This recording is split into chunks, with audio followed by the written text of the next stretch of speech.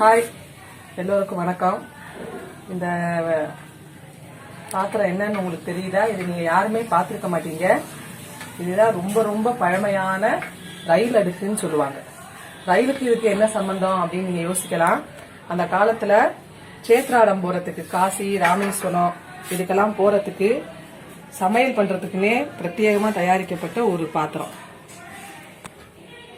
இதுல என்னென்ன இருக்கு அப்படின்னு சொல்லி உங்களுக்கு காமிக்க போறேன். பார்த்தாலே உங்களுக்கே ஆச்சரியமா இருக்கும். ஃபர்ஸ்ட் ஏதாவது ஒரு காய் பண்றதுக்குள்ள 2 அகலமான பாத்திரம். அடுத்து இதை சிப்பல் அப்படின்னு சொல்லுவாங்க. இந்த சிப்பல் எதுக்குன்னா சாதம் வடிக்கிறதுக்கு, கஞ்சி வடிக்கிறதுக்கு, அடுத்து காய் வதக்கிறதுக்கு ஒரு சின்ன இழுப்பச்சட்டி, அடுத்து டவரான்னு சொல்றது காப்பி ஆத்துறதுக்கு இல்ல வேற எதுக்காவது யூஸ் பண்ணிக்கிறதுக்கு, அதுக்கடுத்து சின்னதா ஒரு பாத்திரம் கடுகு இந்த மாதிரி வச்சுக்கிறதுக்கு சின்ன சின்னதா பாத்திரங்கள் சைஸ் வாரியா கொடுத்துருக்காங்க.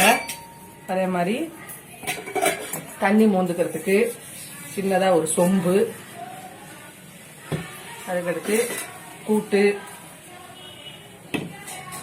குழம்பு, ஒரு சின்ன கல்யாணமே செஞ்சிடலாம் இதை வச்சு. அதை விட ஒரு சின்ன பாத்திரம். கடைசியா ரொம்ப ஆச்சரியமா இருக்கும் உங்களுக்கு, ஒரு பெரிய கவலை தண்ணி மூந்து வச்சுக்கிறதுக்கு. இதை விட ஒரு ஃபேமிலியே இதை வச்சு ரன் பண்ணிடலாம். ஆனா அது ஃபுல்லா ஒரு சின்ன அடுக்குலயே காம்பாக்டா ஒரு பெரிய இன்ஜினியரிங் ஸ்டூடெண்ட் கூட யோசிக்க முடியாத அளவு அந்த காலத்துல ரொம்ப அழகா பண்ணிருக்காங்க. எதுவுமே டிஸ்லோகேட்டே ஆகாது. நீங்க வச்சீங்கன்னா அது அழகா செட் ஆகும் எல்லாமே. திருப்பி அதை உங்களுக்கு திருப்பி வச்சு காமிக்கிறேன்.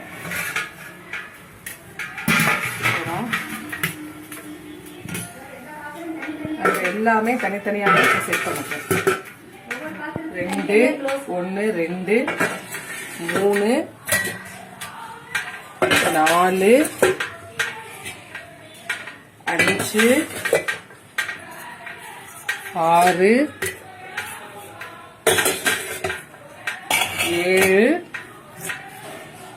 8 9 10 சிப்பல் 11 12 13 14. 2 in 1 கேள்விப்பட்டிருக்கீங்க. 14 in 1 அப்படிங்கிறது இதுதான். இந்த வீடியோ உங்களுக்கு பிடிச்சிருந்தா லைக் பண்ணுங்க, இல்லைன்னா ஷேர் பண்ணுங்க, இல்லை சப்ஸ்கிரைப் பண்ணுங்க. தேங்க்யூ.